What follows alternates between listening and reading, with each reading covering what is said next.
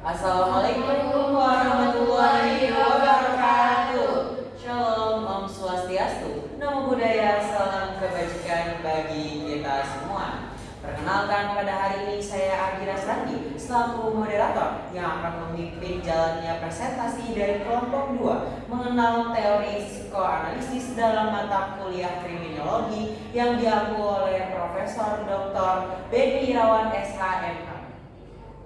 Saya tidak sendiri dengan beberapa rekan saya untuk mempresentasikan pada materi kali ini. Dari sebelah kanan, Perkenalkan, nama saya Sri Novitasari. Perkenalkan, nama saya Safira Febrianti. Perkenalkan, nama saya Evania Susanto. Perkenalkan, nama saya Jema Muti Harsari. Perkenalkan, nama saya Siva Angelina.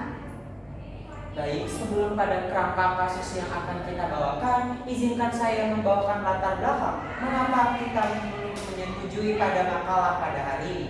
Perlu diketahui secara bersama bahwa kriminologi bukanlah hanya satu kesatuan dalam mempelajari apa itu kejahatan dan siapa pelaku kejahatan. Namun lebih dari itu, kita memperdalam adanya motif mengenai mengapa pelaku kejahatan melakukan kejahatan tersebut. Kita sepakat bahwa kejahatan yang terjadi di masyarakat saat ini merupakan dari bagian dari masing-masing sikap ataupun lingkungan. Namun perlu digarisbawahi beberapa teori, terutama teori psikoanalisis yang digaungkan oleh Freud menjelaskan bahwa lebih dari itu kejahatan tercipta karena tekanan berupa pengalaman maupun alam bawah sadar manusia. Psikoanalisis serta hubungannya dengan kejahatan. Kejahatan memang selalu berubah setiap waktu dan setiap saat. Sanksinya juga beragam. Ada yang diatur dalam undang-undang ataupun tidak mengikat, seperti sanksi sosial. Namun kita perlu ketahui bahwa kejahatan sejatinya tercipta dari motif yang tidak bisa dilihat sama sekali oleh manusia, seperti teori biologi yang disampaikan oleh Lombroso. Sehingga teori psikoanalisis ini muncul untuk menjawab tantangan dan pendekatan yang lebih komprehensif terhadap perilaku kejahatan, sehingga hasil dari konflik kejiwaan mempengaruhi adanya tindak kejahatan itu sendiri. Dalam teorinya, Freud mempercayai bahwa kejahatan berhubungan dengan agresi ataupun kekerasan, ketidakmampuan mengontrol keinginan, kemudian karakter antisosial dari masyarakat, dan terakhir adalah perkembangan superego yang berlebihan yang membuat dari bagian alam bawah sadar tidak terpuaskan yang mengakibatkan adanya gangguan neurotik. Maka dari itu, psikoanalisis ini dianalisis dari beberapa macam hal. Yang selanjutnya akan dibacakan untuk pertama sekalinya dibacakan oleh Evania Susanto di persilakan. Baik, terima kasih moderator. Di sini saya akan menjelaskan teori psikoanalisis menurut Freud. Freud menekankan bahwa perilaku manusia adalah perilaku kriminal, didorong oleh konflik bawah sadar yang muncul dari dinamika antara tiga komponen utama kepribadian, yaitu ID, ego, dan superego. Menurut Freud, konflik antara dorongan instinktual dan dapat menyebabkan ketegangan psikologis yang mempengaruhi perilaku individu. Konflik ini diartikulasikan bersumber dari pengalaman yang pernah terjadi dan belum terselesaikan hingga muncul perilaku menyimpang di masa depan. Lalu selanjutnya ialah ada sifat-sifat kepribadian dari teori psikoanalisis. Ada tiga, yaitu ID, ego, dan superego. ID merupakan aspek biologis dan instinktual yang berisi dorongan bawaan sejak lahir. Berfungsi mengejar kesenangan dan menghindari ketidakenakan melalui refleks dan reaksi otomatis. Lalu selanjutnya ialah ada ego. Ego merupakan aspek biologis yang berorientasi pada realitas, berusaha menyimbangkan dorongan ID dengan norma sosial melalui pemikiran rasional dan penyelesaian masalah. Dan yang terakhir ialah ada superego. Superego adalah aspek biologis kepribadian yang mencerminkan nilai dan norma masyarakat, berfungsi mengontrol dorongan ID, mendorong moralitas, dan menanamkan rasa tanggung jawab. Itu yang mengakibatkan pertama kalinya muncul pandangan dari teori psikoanalisis bahwa sejatinya manusia mempunyai tiga karakter utama kepribadian, yaitu id, ego, dan superego. ID atau id ini merupakan aspek biologis sedangkan ego merupakan aspek psikologis dan superego merupakan aspek sosiologis yang kemudian bisa diartikulasikan dalam satu kalimat bahwa setiap kepribadian bisa saling ketergantungan. Nah, inilah muncul ketika salah satu di antaranya tumpang tindih, maka kejahatan akan muncul dari teori psikoanalisis. Selanjutnya, bukan hanya itu, tapi kriminologi dalam teori psikoanalisis juga lebih memperdalam mengenai masalah yang ada di diri manusia. Yang berikutnya merupakan mental disorder yang akan dibacakan oleh Zahra di Kasar. Jadi, terima kasih moderator. Selanjutnya itu ada mental disorder. Mental disorder adalah salah satu permasalahan serius yang sering muncul dalam konteks permasyarakatan.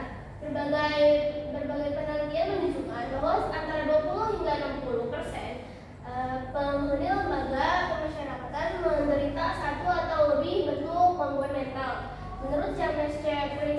Pritchard, meneliti gagasan ini dengan istilah moral insanity atau suatu bentuk gangguan mental di mana fungsi intelektual tetap utuh, tetapi kemampuan moral seseorang rusak. Jadi kalau yang mental disorder itu ada, kalau dari modern itu ada psikopat sama apa namanya itu yang ASPD. Itu tuh itu bisa sifatnya itu impulsif.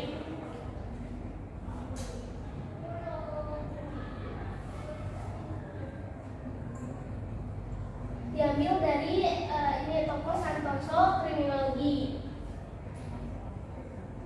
Selanjutnya ada social learning theory. Teori pembelajaran sosial menjelaskan bahwa perilaku kriminal dipelajari melalui interaksi sosial, bukan karena faktor bawaan atau biologis. Perilaku delinquent muncul melalui proses yang sama seperti perilaku normal, yaitu diperkuat atau diberi ganjaran atau differential reinforcement, dan dipelajari melalui observasi, pengalaman langsung, atau penguatan lingkungan. Terima kasih. Ya, baik. Dari apa yang sudah disampaikan dari teori dari beberapa hal, pertama mental disorder tadi merupakan gangguan yang sebenarnya terjadi di saat ini dan menjadi isu krusial. Jadi kita tidak bisa mendiskreditkan bahwa kejahatan itu muncul secara tiba-tiba, tapi mungkin karena beberapa hal. Salah satunya tadi mental disorder. Kemudian ada dari teori social learning teori menjelaskan bahwa pembelajaran sosial, jadi akibatnya tubuh itu memicu adanya delinquen ataupun kejahatan, perilaku tidak sesuai dengan apa yang dilakukan. Teori social learning ini atau teori pembelajaran sosial bukan hanya dilihat dari kacamata seluruhnya, tapi akan dilanjutkan terbagi menjadi dua pendekatan yang akan disampaikan oleh Shirley. Baik, terima kasih kepada moderator. Selanjutnya itu ada social learning theory, kan dibagi menjadi dua yang tadi sudah dijelaskan oleh moderator sedikit. Yang pertama itu ada observational learning atau individu meniru perilaku orang lain atau behavioral modeling, yang dimana seperti anak belajar agresi dari orang tua atau lingkungan sekitar. Kekerasan yang dilihat dari keluarga, subbudaya, atau media dapat diteruskan antar generasi. Lalu yang kedua ada direct experience atau pengalaman langsung, yang dimana anak-anak atau individu itu tuh belajar perilaku agresif melalui pengalaman sendiri, misalnya kayak membela diri dari serangan atau menghadapi konflik, yang pada akhirnya tuh membentuk pola perilaku agresif atau kriminal. Nah, selanjutnya ada moral development theory, di mana kejahatan itu merupakan fenomena sosial kompleks yang dipengaruhi oleh faktor ekonomi, budaya, politik, dan psikologis. Moral development theory ini tuh menjelaskan bahwa bagaimana individu menilai benar atau salahnya dan bagaimana tingkat kematangan moral yang mengaruhi perilaku dalam masyarakat. Kayak perkembangan moral penting untuk menelusuri akar psikologis perilaku kriminal. Dan saya kembalikan kepada moderator. Baik, terima kasih. Jadi sudah dijelaskan mengenai adanya social learning theory, yaitu dibagi atas dua pendekatan. Pertama, adanya agresi yang diciptakan karena meniru perilaku seseorang, kemudian ada direct experience yang dimana mereka melakukan sifat agresif itu karena melalui pengalaman sendiri secara psikologis dan mendalam. Moral development theory juga menjelaskan bahwa fenomena sosial yang kompleks ini dipengaruhi oleh beberapa faktor yang dipendam secara sendiri oleh para pelaku dan kemudian timbul sebagai perwujudan dari perilaku kriminal. Selanjutnya akan diteruskan mengenai moral development theory oleh Siva Angelina. Dipersilakan. Baik, terima kasih moderator. Di sini saya akan melanjutkan materi yang sebelumnya. Theory of attachment menurut Bowlby yaitu menekankan pentingnya kasih sayang sejak lahir. Kasih sayang memiliki sifat selektif, bertahan lama, melibatkan emosi, terbentuk melalui interaksi sosial, mengikuti organisasi perkembangan, dan memiliki fungsi biologis untuk kelangsungan hidup. Lalu Bowlby juga menunjukkan bahwa ketidakmampuan membentuk ikatan kasih sayang dapat terkait dengan perilaku kriminal.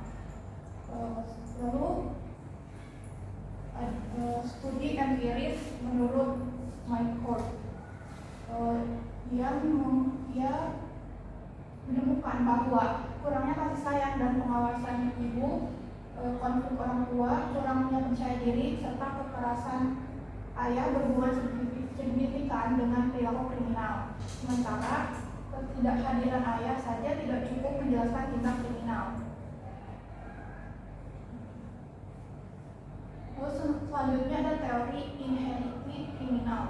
Teori ini menjelaskan bukan hanya sifat psikologis saja, tapi juga faktor internal yang mempengaruhi kecenderungan kriminal. Teori ini menekankan bahwa aspek bawaan seperti kecerdasan, kontrol diri, dan stabilitas emosi dapat terkait dengan potensi kriminalitas. Lalu Goodell melakukan penelitian kepada keluarga Jukes. Lalu ia menemukan bahwa kriminalitas dan kemiskinan dapat diwariskan secara biologis maupun sosial. Lalu menunjukkan interaksi antara keturunan dan lingkungan. Menurut Henry H. Goodell, dalam penelitian The Khalifa Family juga menemukan bahwa kelemahan mental bersifat turun-menurun dan dapat meningkatkan risiko perilaku kriminal lintas generasi. Baik, seperti yang sudah dijabarkan bahwa mental development theory merupakan hal yang menekankan bahwa rasa kasih sayang yang diberikan oleh keluarga tidak menutupi rasa biologis ataupun keinginan seseorang. Maka dari itu muncullah tindak perilaku kriminal karena adanya desakan dari teori psikoanalisis itu sendiri yang berada di alam bawah sadar manusia. Dalam teori personality trait itu dijelaskan ada dua penelitian dari Dudell dan satu lagi dari Goodell menjelaskan bahwa mereka masing-masing mengidentifikasi dari salah satu studi kalau Dudell itu meneliti keluarga Jukes yang menemukan bahwa kriminalitas dan kemiskinan dapat diwariskan sehingga muncul perasaan untuk melakukan tindak kriminal secara psikologis. Kemudian dari Goodard dapat meneliti dari Hancock, seorang tentara militan di Amerika. Dia menikahi dua orang, salah satunya adalah orang yang baik dan salah satunya wanita yang kurang baik ataupun dinilai dari lemah mental. Dan temuan ini menjelaskan bahwa kelemahan mental yang dilakukan salah satunya itu turun menurun ke anak turunannya. Setelah itu akan dibahas tentang penerapan teori psikoanalisis. Kenapa teori psikoanalisis ini tetap berada dan beberapa kritik mengenai penerapan teori psikoanalisis kepada materi. Saya kira dipersilakan. Oke, baik. Sebelumnya terima kasih kepada moderator telah mengizinkan saya untuk menjelaskan materi. dari penerapan teori psikoanalisis. Nah, jadi menurut Sigmund Freud ini, penerapan teori psikoanalisis dalam kriminologi digunakan untuk menjelaskan perilaku kriminal sebagai hasil dari konflik kejiwaan antara id, ego, dan superego. Nah, ketidakseimbangan di antara ketiganya ini membuat dorongan naluriah tidak terkendali oleh nilai moral dan realitasnya. Terus kayak penerapan ini juga membantu menganalisis motif bawah sadar pelaku itu, terutama yang disebabkan oleh pengalaman masa kecil atau trauma emosional. Nah, serta digunakan dalam psikologi forensik dan terapi psikoanalitik untuk memahami dan merehabilitasi pelaku kejahatan. Nah, itu dikutip dalam jurnal atau novel dari International Journal of Novel Rights Development Volume 10 nomor 5 pada tahun 2025 Mei. Selanjutnya ada kritik penerapan dari teori psikoanalisis. Nah, teori psikoanalisis ini mendapat berbagai kritik dalam penerapan di bidang kriminologi. Meskipun memberikan pemahaman mendalam tentang aspek kejiwaan pelaku, teori ini dianggap memiliki banyak kelemahan, terutama dari segi ilmiah itu sendiri dan relevansi terhadap perkembangan kejahatan modernnya. Nah, kritik utama terhadap teori psikoanalisis ini ada 5 jenis, yaitu yang pertama ada kurang memiliki dasar empiris karena konsep seperti alam bawah sadar dan konflik ID, ego, dan superego ini sulit dibuktikan secara ilmiah. Lalu yang kedua adalah terlalu menekankan faktor internal, khususnya pengalaman masa kecil dan bagaimana pengaruh sosial, ekonomi, dan teknologi. Lalu yang ketiga ada terapi psikoanalitik dinilai tidak efisien karena progres panjang, mahal, dan kurang efektif dibandingkan dengan metode kuantitatif. Pokoknya CBT ini. Lalu yang keempat ada kurangnya relevan terhadap kejahatan modern. Nah, kurangnya relevan ini karena seperti cybercrime atau radikalisme digital ini lebih dipengaruhi oleh faktor sosial dan rasionalitas. Lalu yang terakhir itu ada menimbulkan masalah etis. Nah, sebabnya ini kayak dapat mengganggu stigma pelaku kejahatan sebagai individu yang sakit dan mengaburkan tanggung jawab hukumnya. Oke, itu sekian materi yang bisa saya jelaskan. Saya kembalikan kepada moderator.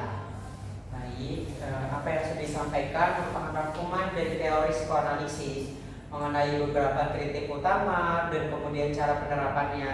Memang setiap dari teori tidak bisa sejalan dengan realitas yang ada, termasuk teori psikoanalisis dalam kriminologi dan menganalisis adanya perilaku tindak kejahatan. Sebagai kita ketahui bahwa ketika seseorang melakukan tindak kejahatan tidak semata-mata langsung dihukum, sebab beberapa hal dalam teori analisis ini menganalisis bahwa kejahatan timbul karena alam bawah sadar mereka dan kadang sulit untuk diidentifikasi bahkan dibuktikan. Walaupun di era saat ini sudah banyak penjelasannya, namun bisa saja termanipulasi dan tertutup-tutupi. Padahal sejatinya contoh kejahatan modern seperti cybercrime, radikalisme yang berbasis digital, penipuan digital, dan lain halnya itu merupakan pemikiran rasional, bukan lagi tekanan ataupun hal yang dilakukan karena bawah sadar ataupun konflik internal antara ide, ego, dan superego.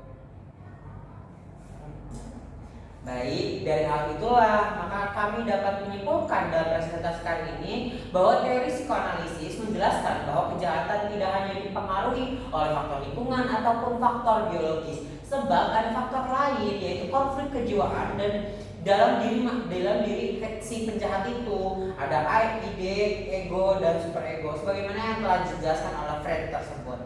Ketidakseimbangan ketiganya dapat menimbulkan dorongan agresif dan perilaku menyimpang. Sebab itu merupakan hal yang paling krusial dalam teori ini.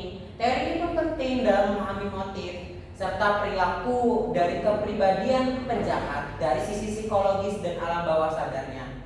Namun kadang penerapan ini lemah. Karena apa? Karena tadi orang menganggapnya dia sakit, padahal dalam hal artian lain mungkin bisa saja dia memanipulasi kondisinya. Maka dari itu penerapan teori ini perlu dilengkapi dengan pendekatan ilmiah yang lebih logis dengan teori psikoterapi ataupun dengan teori forensik. Hal itu menjelaskan bahwa akan hadirnya subjek yang lebih objektif dalam menganalisis, kemudian kontekstualnya agar tetap relevan dalam sistem hukum dan penegakan keadilan yang jelas. Maka dari itu, sekian presentasi dari kami, kurang lebihnya mohon maaf. Bila taufiq wal hidayah, wassalamualaikum warahmatullahi wabarakatuh. Terima kasih. Alhamdulillah, Cak. Buat